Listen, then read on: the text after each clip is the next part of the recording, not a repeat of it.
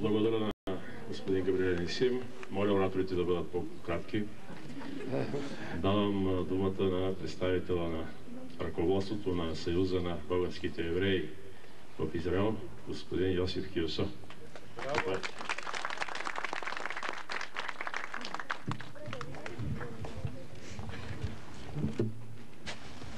Аз съм много развълнуван и не мога да говоря. Мъчно ми е да говоря. Първо е добре, защото ще говоря кратко.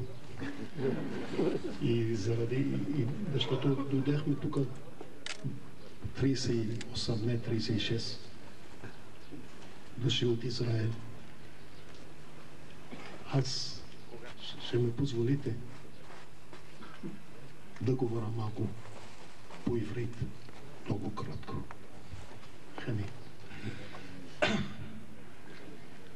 אדוני יושב ראש הפרלמנט, אדוני יושב ראש הפרלמנט לשעבר, ראש העיר, שגריר ישראל בבולגריה מר זיסמן ושגריר בולגריה בישראל פרופסור יבלונסקי, חברי פרלמנט, ובעיקר אחינו האזרחים והאזרחיות הבולגריות והבולגרים של קיוסטנדל.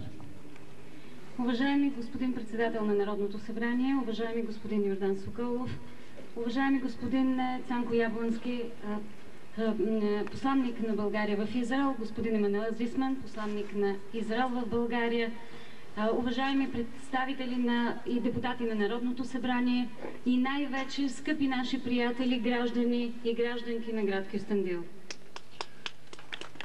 Ние дойдахме тук да почнем. Аз ви казах, че съм развълнуван.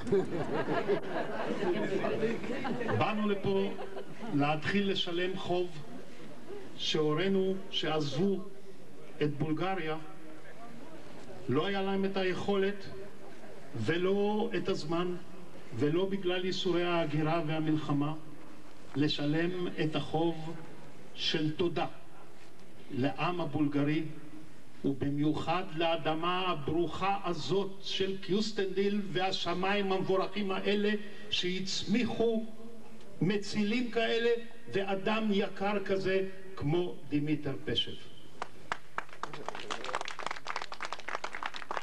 Днес дойдохме, за да платим един дълг.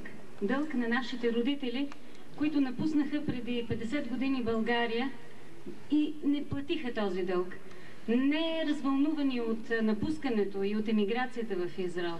Те просто тръгнаха всички заедно, за да построят държавата Израел и ние днес идваме, за да платим един дълг, който нашите родители дължат. На свещената българска земя, на свещената земя на Кюстендил, която ражда такива герои като Димитър Пешев.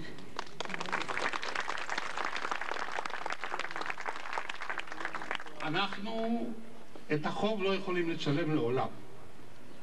אבל שבא חברי ואמיתי, שהוא גם תושב קיוסטנדיל, זיקו כלב, עם רעיון לעשות את הבית הזה, והבאנו את זה להנהלה ולציבור, ולחברנו מחיפה בראשותו של חרי זסלר וקרן אכט, הצלחנו והצטרף אלינו למופע מיוחד יושב ראש הפרלמנט.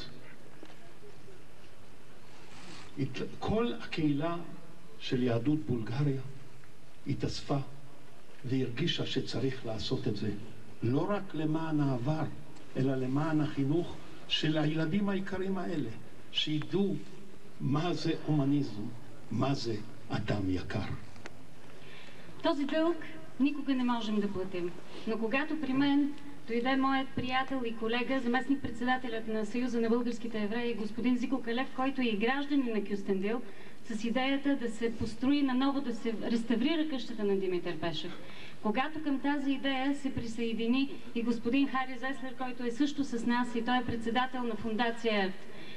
Към нас се присъедини господин председателя на Народното събрание, господин Йордан Соколов, който присъства на концерт. Господин Герджиков, извинявам се, който присъства на специален концерт с дарителска цел за събиране на пари за възстановяването на къщата на Димитър Пешев. Всички ние се подчинихме на една идея.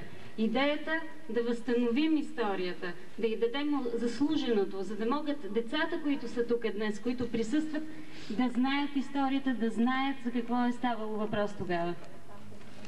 יש לנו בקשה אחת. אנחנו יצורים מוזרים, יהדות בולגריה. אנחנו אנשים עם שני לבבות. לב אחד שאוהב וחי במדינת ישראל. ולב שני, בולגרים עם אהבה גדולה לבולגריה. שיחד נישא תפילה לשלום ולהצלחה של בולגריה ושל ישראל. תהיו ברוכים.